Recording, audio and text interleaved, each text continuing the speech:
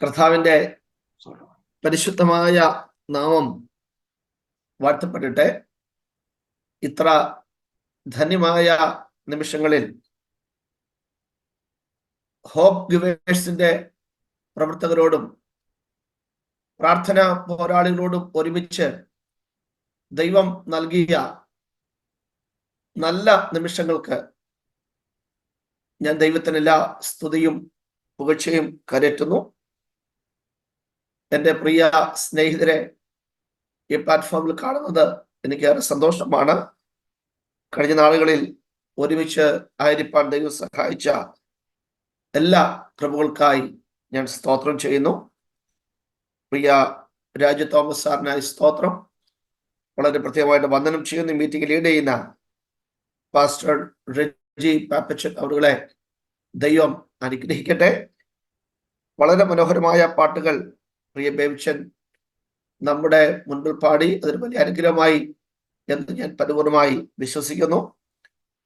പ്രിയ Binu കുഞ്ഞുമോനും Alex ജോർജും ക്രിസ്തുവിൽ ഞാൻ ഏറെ സ്നേഹിക്കുന്ന, കഴിഞ്ഞ നാളുകളിൽ വളരെ ഇഴയെടുപ്പമുള്ള ആദരവുള്ള എൻ്റെ പ്രിയപ്പെട്ട കൂട്ടുകാരാണ്. അവർ ചെയ്യുന്ന എല്ലാ പ്രവർത്തനങ്ങളെയും ദൈവം അനുഗ്രഹിക്കട്ടെ എന്ന് ഞാൻ പ്രാർത്ഥിക്കുന്നു.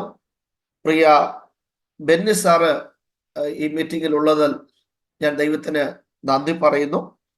ശാരീരികമായ ക്ലേശത്തിലൂടെ കടന്നു പോകുന്ന എല്ലാവരുടെയും കാര്യങ്ങളിലൂടെ പറഞ്ഞുവല്ലോ. എല്ലാ പേരുകളും ഓർത്ത് നമ്മൾ പ്രാർത്ഥിക്കുന്നു. യേശു കർത്താവിൻ്റെ ആ സൗഖ്യത്തിൻ്റെ കരം തൻ്റെ മക്കളെ സ്പർശിക്കട്ടെ എന്ന് ഞാൻ പ്രാർത്ഥിക്കുന്നു.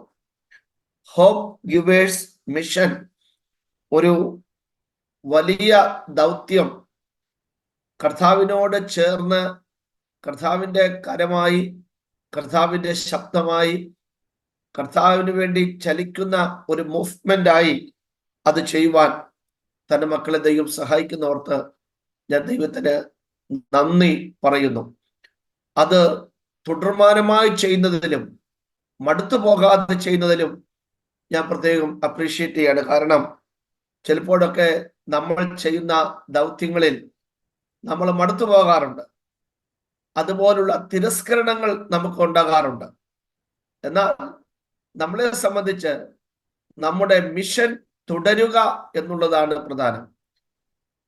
മിഷൻ കണ്ടിന്യൂ ചെയ്യുക. ആളുകൾ പലതും പറയും, പലരും നമ്മളെ ഡിസ്കറേജ് ചെയ്യുന്നിരിക്കും, ഇതിന് ആവശ്യമുണ്ടോ എന്ന് ചോദിക്കും. എന്നാൽ നമ്മളെ ഏൽപ്പിച്ച ദൗത്യം അത് വിശ്വസ്തമായി തുടരുക എന്നുള്ളതാണ് നമ്മുടെ മേലുള്ള നിയോഗം. എൻ്റെ മനസ്സിലേക്ക് വന്ന ഒരു ചെറിയൊരു ചിന്ത ഒന്ന് പറഞ്ഞു തുടങ്ങി ഒരു പ്രചോദനാത്മകമായ സന്ദേശം നിങ്ങളുമായിട്ട് പങ്കുവയ്ക്കുവാനാണ് ഞാൻ കർത്താവിൽ ശരണപ്പെടുന്നത്. മർക്കോസിന്റെ സുവിശേഷം 2-ാം അധ്യായം പ്രാരംഭ വാക്യങ്ങൾ എല്ലാവർക്കും സുപരിചിതമാണ്. കാരണം യേശു കർത്താവ് തൻ്റെ ഭവനത്തിൽ, നാം ഇങ്ങനെയാണ് വായിക്കുന്നത്, ചില ദിവസം കഴിഞ്ഞ ശേഷം അവൻ പിന്നെയും കഫർന്നഹൂമിൽ ചെന്നു. അവൻ വീട്ടിൽ ഉണ്ടെന്ന് ശ്രുതിയായി.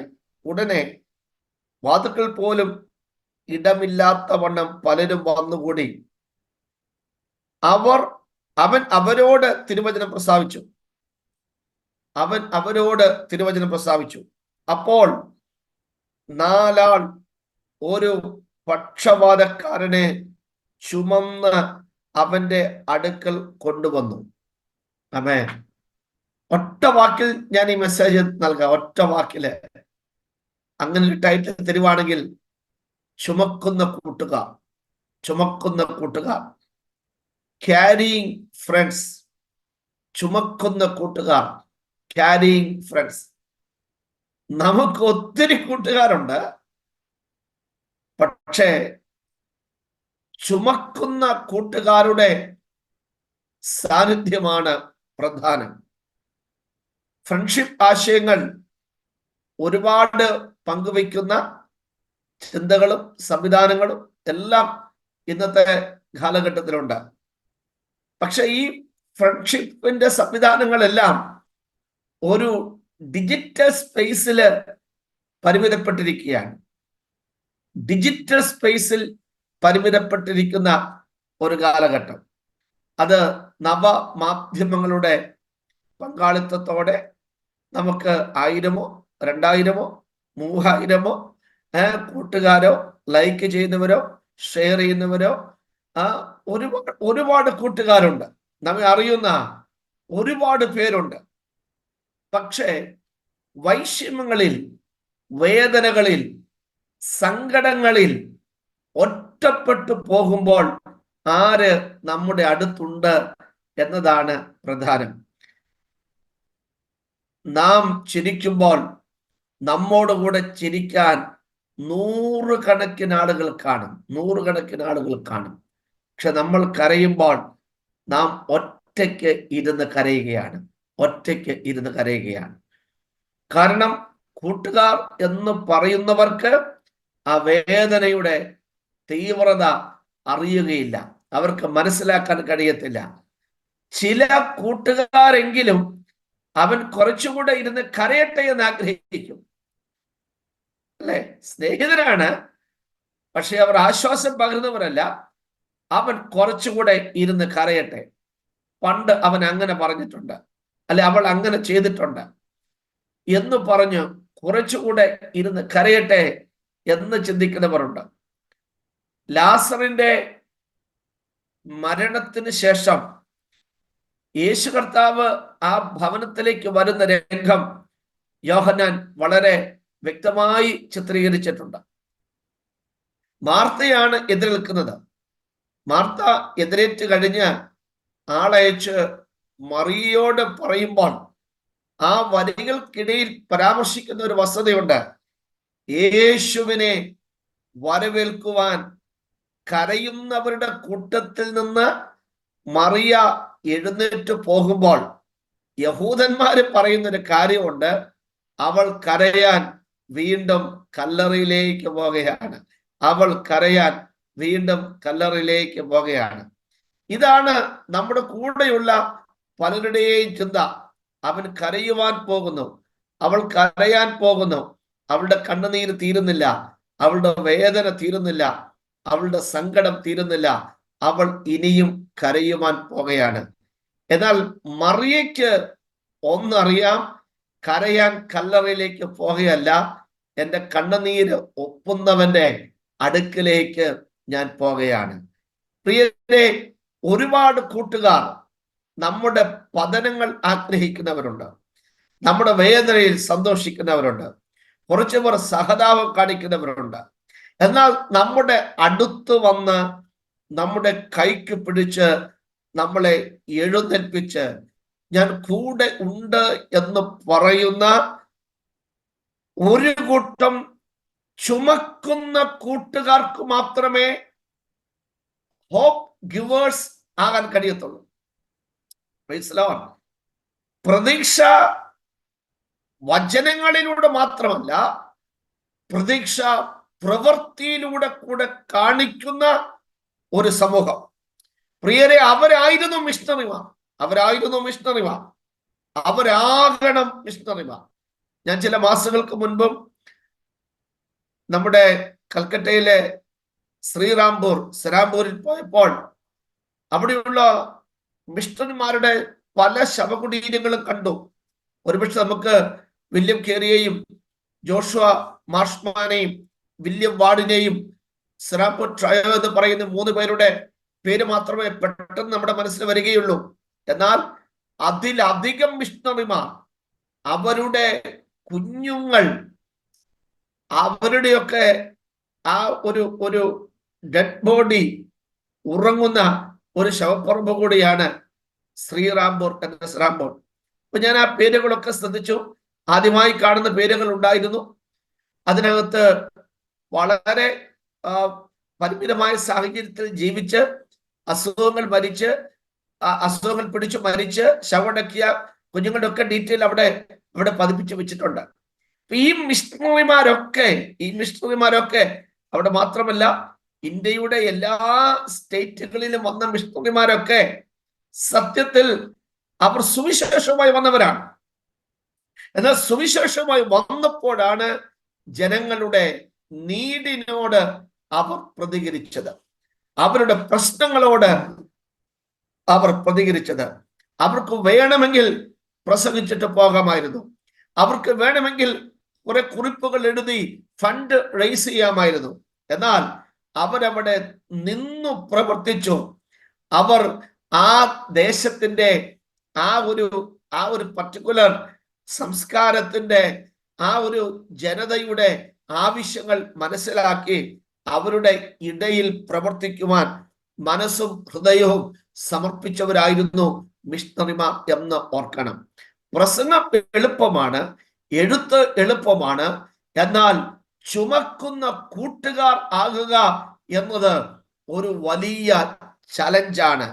പ്രിയരെ, പ്രസംഗിക്കുന്നവർ ഓഡിയൻസിനെ യേശുവിന്റെ അരികിലേക്ക് അടുപ്പിക്കുകയാണ്. പാടുന്നവർ, എഴുതുന്നവർ യേശുവിന്റെ അരികിലേക്ക് അടുപ്പിക്കുകയാണ്. എന്നാൽ മനസ്സിലാക്കുക, ചുമക്കുന്ന കൂട്ടുകാരും അവർ യേശുവിന്റെ അരികിലേക്ക് ആ പക്ഷപാതക്കാരനായ രോഗിയെ അടുപ്പിക്കുകയാണ്. ആ പക്ഷപാതക്കാരനെ കുറിച്ച് ഒന്ന് ചിന്തിച്ച്, അവന് ചലിക്കാൻ കഴിയത്തില്ല, മൂവ്മെന്റ് നഷ്ടപ്പെട്ടവനാണ്, ചലനം നഷ്ടപ്പെട്ടവനാണ്, പരിമിതപ്പെട്ടിരിക്കുന്നവനാണ്. ഒരുപക്ഷെ ഒരു കൊച്ചു പുരയില്, ഒരു ചെറിയ ബെഡില് അവന്റെ ലോകം മുഴുവൻ ഒതുങ്ങിക്കിടക്കുന്ന ഒരു മനുഷ്യനാണ്. ചലനമറ്റവൻ, വേദനയുടെ തുരുത്തിൽ കഴിയുന്നവൻ, സങ്കടങ്ങളിൽ വീർപ്പുമുട്ടുന്നവൻ.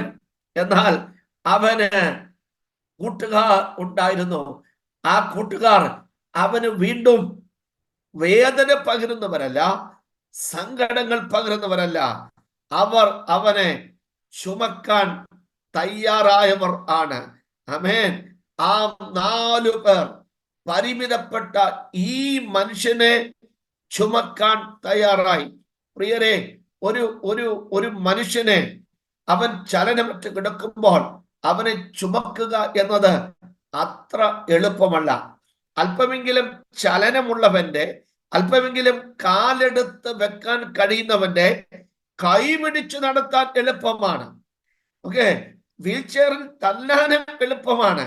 പക്ഷേ ചുമന്നു കൊണ്ടു പോകുക, ഒരു ശരീരം ചുമന്നു കൊണ്ടു പോകുക എന്നത് വളരെ വളരെ തീവ്രമായ ഒരു പരിശ്രമമാണ്. പല സന്ദർഭങ്ങളിൽ അങ്ങനെയുള്ള രംഗങ്ങളിൽ ഏർപ്പെടേണ്ടി വന്നവർ എന്റെ മുൻപിലുണ്ട് എന്ന് എനിക്കറിയാം. എനിക്കും അതുപോലെ അവസരങ്ങൾ ചില സമയത്ത് ചെയ്യേണ്ടതുണ്ട്. ചിലപ്പോഴൊക്കെ വലിയ കട്ടിയുള്ള ഷീറ്റ് എടുത്ത് അവരെ അതിനകത്തോട്ട് വെച്ച് എടുത്തോണ്ട് പോകേണ്ട സന്ദർഭങ്ങളൊക്കെ നമ്മുടെയൊക്കെ ജീവിത സാഹചര്യങ്ങൾ ഉണ്ടായിട്ടുണ്ട്. അപ്പോഴാണ് ഇത്രയും ഭാരം ഈ വ്യക്തിക്കുണ്ടോ എന്ന് നമ്മൾ അറിയുന്നത്. അപ്പോൾ ഒരാളെ ചുമക്കുക, ചലനമറ്റ ഒരാളെ ചുമക്കുക എന്നത് ഒരു വലിയ ചലഞ്ചാണ്. എന്നാൽ ഈ കൂട്ടുകാർ 4 പേർ തീരുമാനിച്ചു, 4 ആൾ തീരുമാനിച്ചു, ഇവനെ യേശുവിന്റെ അരികിൽ എത്തിക്കണം. യേശുവിന്റെ അരികിൽ എത്തിക്കഴിഞ്ഞാൽ അവന്റെ ഡെസ്റ്റിനേഷൻ മാറ്റുവാൻ, അവന്റെ വിധി മാറ്റുവാൻ യേശുവിന് കഴിയും. നമ്മുടെ ദൗത്യത്തിന്റെ ആത്യന്തികമായ ലക്ഷ്യം എന്ന് പറയുന്നത് യേശുവിന്റെ അരികിലേക്ക് അടുപ്പിക്കുക എന്നുള്ളതാണ്. ഒരു ഗ്ലാസ് വെള്ളം നൽകുന്നതായിരിക്കാം, ബ്ലഡ് ഡൊണേഷൻ ആയിരിക്കാം, അപ്പം നൽകുന്നവരായിരിക്കാം, സ്കൂൾ കിറ്റ് നൽകുന്നവരായിരിക്കാം, ഒരുപക്ഷെ ഹോസ്പിറ്റൽ വിസിറ്റ് ചെയ്യുമ്പോഴായിരിക്കാം. നമ്മുടെ ലക്ഷ്യം യേശു കർത്താവിന്റെ ആ സ്വാന്തന സ്പർശത്തിന് കീഴിൽ അവരെ എത്തിക്കുക എന്നുള്ളതാണ്. നമുക്ക് ചുമക്കാൻ കഴിയും, എന്നാൽ സൗഖ്യമാക്കുവാൻ യേശുവിന് കഴിയും. ആമേൻ. നമുക്ക് എടുത്തുകൊണ്ട് യേശുവിന് മുൻപിൽ പ്രസന്റ് ചെയ്യുവാൻ കഴിയും, എന്നാൽ യേശുവിന് അവളുടെ വിധി മാറ്റുവാൻ ആമേൻ കഴിയും. പ്രിയരെ, ഞാൻ ഈ വചനം പങ്കുവയ്ക്കുമ്പോൾ തന്നെ ഹോപ്പ് ഗിവേഴ്സ് മിഷന്റെ ഈ പ്ലാറ്റ്ഫോമിൽ നിങ്ങളോട് ഒരുമിച്ച് പ്രാർത്ഥിക്കുക. നമ്മുടെ പ്രവർത്തകർ എവിടെയൊക്കെ ആരുടെയൊക്കെ അടുത്ത് ആ ദൈവത്തിന്റെ കരങ്ങളുമായി ചെല്ലുന്നു, അവിടെ ആ സ്വാന്തനത്തിന്റെ സ്പർശനം ഉണ്ടാകട്ടെ. യേശു അവർക്ക് വേണ്ടി ഒരു വാക്ക് കൽപ്പിക്കട്ടെ. യേശു അവരുടെ പാപങ്ങളെ മോചിക്കട്ടെ. യേശു അവരെ സൗഖ്യമാകട്ടെ. ഒരു നിത്യതയുണ്ട്. We have an eternity. ഒരു നിത്യതയുണ്ട്. ആ നിത്യതയിലേക്ക് കർത്താവ് അവരെ അടുപ്പിക്കട്ടെ എന്ന് ഞാൻ പ്രാർത്ഥിക്കുന്നു. ഞാൻ സെമിനാരി പഠനത്തിനൊക്കെ മുൻപ് ജേർണലിസം എൻ്റെ ഒരു ഫീൽഡായിരുന്നു. അങ്ങനെ ഒരു ജേർണലിസ്റ്റിന്റെ ഭാഗമായിട്ടൊക്കെ റിപ്പോർട്ടിംഗ് ഒക്കെ നടത്തുന്ന ഒരു കാലഘട്ടത്തിൽ ഞാൻ എൻ്റെ ഒരു സ്നേഹിതനുമായിട്ട് ഒരു ഒരു ഒരു ട്രൈബൽ കോളനിയിൽ ചെല്ലുകയാണ്. സത്യത്തിൽ ഞങ്ങളുടെ ആഗ്രഹം എന്നറിയാമോ, നല്ലൊരു റിപ്പോർട്ട് തയ്യാറാക്കുക. തൊട്ട് തലേ ദിവസമാണ് അന്നത്തെ മനോരമ റിപ്പോർട്ട് ചെയ്തിരിക്കുകയാണ്, ആ കോളനിയിൽ ഒരു പട്ടിണി മരണം ഉണ്ടായിരിക്കുകയാണ്. ഒരു പ്രത്യേക സാഹചര്യത്തിൽ ഒരു കുട്ടി പട്ടിണി കിടന്ന് മരിക്കുന്ന, ഒരു കുഞ്ഞ് പട്ടിണി കിടന്ന് മരിക്കുന്ന ഒരു സംഭവം അവിടെ ഉണ്ടായി. അപ്പൊ ഞാനും എൻ്റെ സ്നേഹിതനും ആ കോളനിയിൽ ചെല്ലുവാൻ ആഗ്രഹിച്ചു. അത്ര എളുപ്പമല്ല അവിടെ പോകുക എന്നുള്ളത്, അത്ര എളുപ്പമല്ല. വളരെ ദുരിതപൂർണമായ യാത്രയാണ്. ഞങ്ങൾ വിദ്യാർത്ഥികളാണ്. ഞങ്ങൾക്കത് പ്രത്യേകിച്ച് ഇൻകം ഒന്നും ഞങ്ങളുടെ കരങ്ങളിൽ ഇല്ല. അല്പമായി ഒരുപക്ഷെ ഒരു ബസ് ടിക്കറ്റിനുള്ള പൈസയൊക്കെ ഞങ്ങളുടെ കരങ്ങളിലും ഉള്ളൂ. പഠിക്കുന്ന ഒരു കാലഘട്ടമാണ്. പക്ഷെ ഞങ്ങൾ ഈ കോളനിയിൽ ചെന്നപ്പോൾ ഞങ്ങളുടെ ക്യാമറയുണ്ട്, എഴുതാൻ പേപ്പറുണ്ട്, പേനയുണ്ട്, റിപ്പോർട്ട് ചെയ്യാനുള്ള സംവിധാനങ്ങളുണ്ട്, മനസ്സിൽ കരുതിയ ചോദ്യങ്ങളുണ്ട്. പക്ഷേ ആ കുഞ്ഞുങ്ങൾ കരഞ്ഞുകൊണ്ട് ഞങ്ങളോട് ചോദിച്ചൊരു ചോദ്യം, അങ്ങനെ കഴിക്കാൻ എന്തോ ഉണ്ട്. ഞാൻ ഇന്നും ആ കുഞ്ഞുങ്ങളുടെ ആ മുഖവും അവരുടെ ആ ശബ്ദവും എന്റെ ഹൃദയത്തിൽ നെഞ്ചടിപ്പായിട്ട് ഇന്നുമുണ്ട്. ഞങ്ങളുടെ അരികിൽ വന്നിരിക്കുന്ന കുഞ്ഞുങ്ങൾ ചോദിക്കുന്ന ഒരു ചോദ്യം, കഴിക്കാൻ എന്തുണ്ട്, കഴിക്കാൻ എന്തുണ്ട്. പ്രിയരെ, ഞങ്ങൾ ഒരു പിക്ചർ പോലും അന്ന് ഒപ്പിയെടുത്തില്ല. ഒരു റിപ്പോർട്ടിയും ഞങ്ങൾ അന്ന് തയ്യാറാക്കിയില്ല.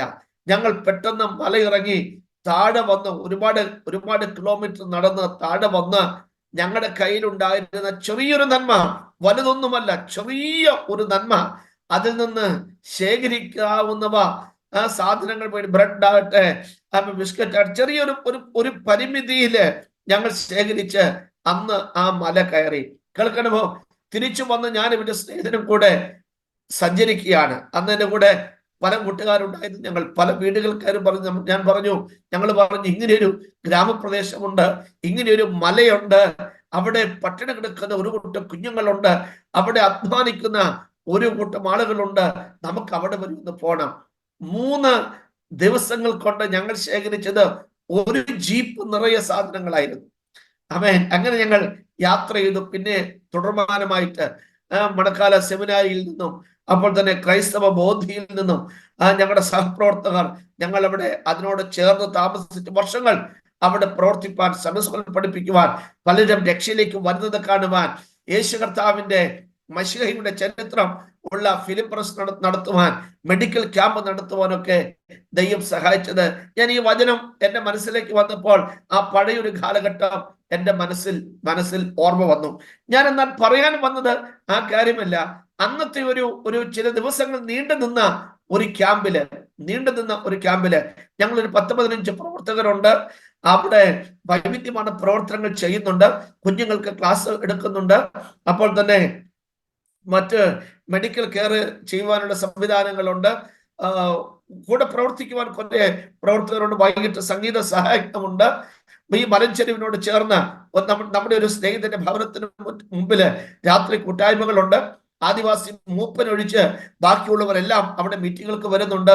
ഇതെല്ലാം നന്നായി നടക്കുമ്പോൾ ഏറ്റവും ഒടുവിലെ ദിവസം ഞങ്ങൾ മനസ്സിലാക്കുകയാണ്, അവിടുത്തെ കാര്യങ്ങളെല്ലാം, ഭക്ഷണത്തിന്റെയും മറ്റ് സംവിധാനങ്ങളുടെയും ഒക്കെ ചിലവ് അത് കൊടുത്ത് ഈ മല ഇറങ്ങി വരണമെങ്കിൽ ഞങ്ങൾക്കൊരു 10,000 രൂപയുടെ കൂടെ ആവശ്യമുണ്ട്. അന്നത്തെ കാലത്ത് 10,000 എന്ന് പറയുന്നത് ഒരു വലിയ തുകയാണ്. ഞങ്ങൾ എല്ലാവരും വിദ്യാർത്ഥികളാണ്. എല്ലാവരും കൂടെയുള്ള 15 പേരും ഞങ്ങൾ പഠിക്കുന്നവരാണ്. ഓണം കേറാമൂലി എന്ന് പറയാവുന്ന ഒരു മലയുടെ മുകളില് ഞങ്ങൾ ഇങ്ങനെ ഈ വിഷയത്തിൽ ഒരു 3 മണിക്ക്, വൈകുന്നേരം 3 മണിക്ക്, അന്ന് ഏറ്റവും ഒടുവിലെ പ്രവർത്തനങ്ങളുടെ മണിക്കൂറുകളാണ്. ഞങ്ങൾ ഇങ്ങനെ പ്രാർത്ഥിച്ചുകൊണ്ടിരുന്ന കർത്താവെ, അങ്ങ് അറിയുന്നു ഞങ്ങൾക്ക് ഈ മല ഇറങ്ങണമെങ്കിൽ കുറച്ചുകൂടെ ബാധ്യതയുണ്ട്. എവിടെ എങ്ങനെ ഞങ്ങൾക്കിത് ഇത് ഇത് ക്ലോസ് ചെയ്ത് പുറത്തു വരാൻ കഴിയുമെന്ന് ഞങ്ങൾക്ക് അറിയത്തില്ല. സ്നേഹിതരെ, ഞാൻ പങ്കുവയ്ക്കുവാൻ നിങ്ങളുടെ ഒരു ധൈര്യത്തിന് വേണ്ടി, നിങ്ങളുടെ ഒരു ഉറപ്പിന് വേണ്ടി, ഹോപ്പ് ഗിവേഴ്സ് മിഷന്റെ മുൻപോട്ടുള്ള ഗമനത്തിന് വേണ്ടി ഞാൻ പറയുകയാണ്, ചുമക്കാൻ ചില കൂട്ടുകാരെ ദൈവം കരുതിയിട്ടുണ്ട്. ചുമക്കാൻ ചില കൂട്ടുകാരെ ദൈവം കരുതിയിട്ടുണ്ട്. ഏകദേശം ഒരു ഒരു ഒരു 80-100 കിലോമീറ്ററിന് ദൂരെ അന്ന് രാവിലെ ഒരു മനുഷ്യനെ ദൈവം ഉണർത്തിയിട്ട് അദ്ദേഹത്തോട് പറഞ്ഞു, ഇന്ന പോലെ ഒരു സ്ഥലമുണ്ട്. ദൈവത്തിന്റെ ശബ്ദമാണ്, അദ്ദേഹത്തിനുണ്ടായ നിയോഗമാണ്. ഇന്ന പോലെ ഒരു സ്ഥലമുണ്ട്, അവിടെ ചെല്ലുക. അവരുടെ കരങ്ങളിൽ 12,000 രൂപ, 12,000 റുപ്പീസ്, ഞങ്ങൾക്ക് 10,000 മതി, 12,000 രൂപ കൊടുക്കുക എന്ന് അന്ന് രാവിലെ ദൈവം ഒരു മനുഷ്യന്റെ ഹൃദയത്തിൽ ആഗ്രഹം കൊടുത്തു. പ്രിയരെ, ആ മനുഷ്യൻ തന്റെ കാറുമായി, ഡ്രൈവറുമായി ആ മലയുടെ ചരിത്രത്തിലാണ് ഒരു അംബാസിഡർ കാറ് ഈ മലയുടെ മണ്ണിൽ കയറുന്നത്. ജീപ്പ് മാത്രം കയറുന്ന റോഡിലൂടെ നിരവധി തവണ എഞ്ചിൻ തണുപ്പിച്ച് ഈ മനുഷ്യൻ, ഞങ്ങളുടെ പ്രാർത്ഥന തീരുന്ന സമയമായപ്പോൾ ഈ മനുഷ്യന്റെ കാറ് ആ മലയുടെ മുകളിൽ എത്തി. പ്രിയരെ, വളരെ രസകരമായി നമുക്ക് തോന്നാം, ചുമക്കുന്ന ചില കൂട്ടുകാരെ ദൈവം ഒരുക്കിയിട്ടുണ്ട്.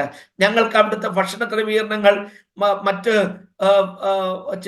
ചിലർക്ക് കൊടുക്കേണ്ട ബാധ്യതകൾ എല്ലാം കൂടെ 10,000 മതി, 10,000 മതി.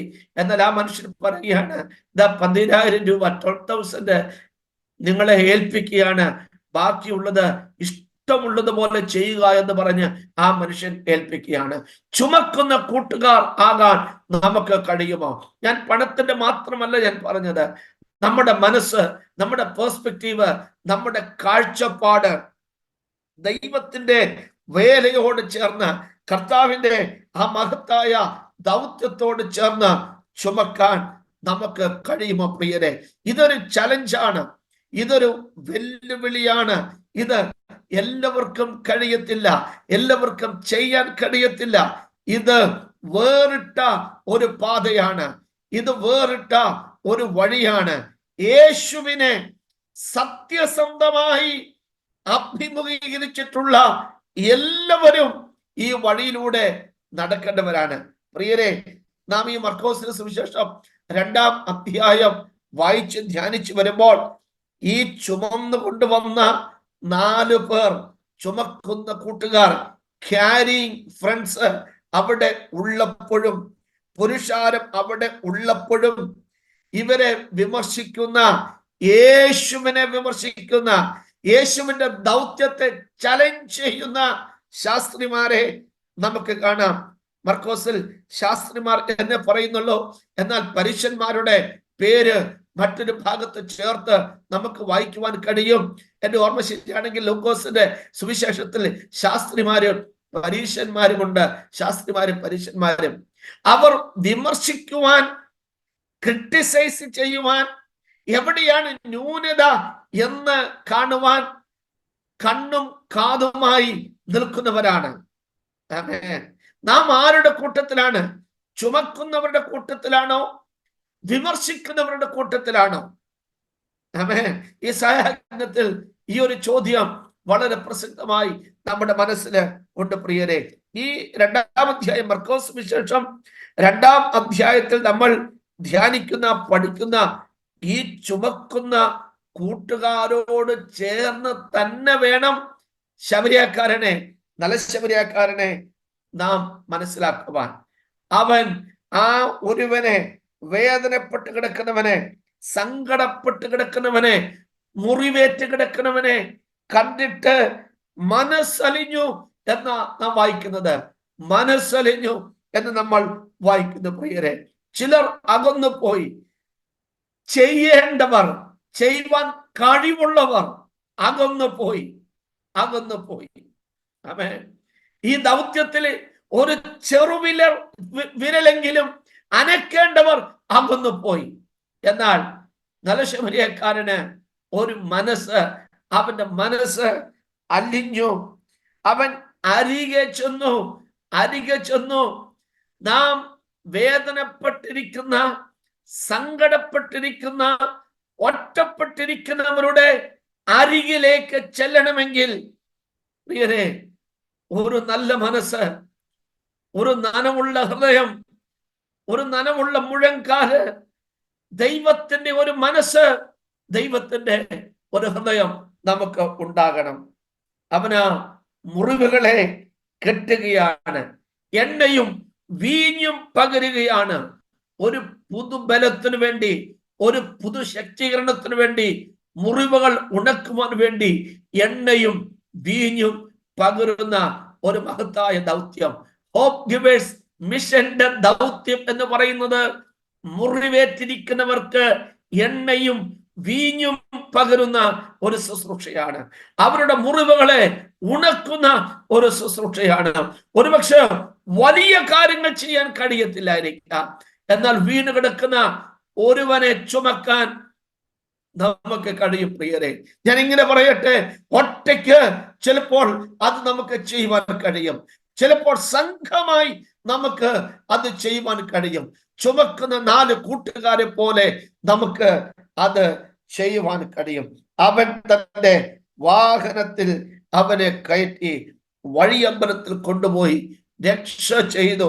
നമ്മൾ വായിക്കുന്നത് ലൂക്കോസ് സുവിശേഷം 10-ാം അധ്യായം 35-ൽ പിറ്റേന്നാൾ അവൻ പുറപ്പെടുമ്പോൾ 2 വെള്ളിക്കാശ് എടുത്ത് വഴിയമ്പലക്കാരന് കൊടുത്തു.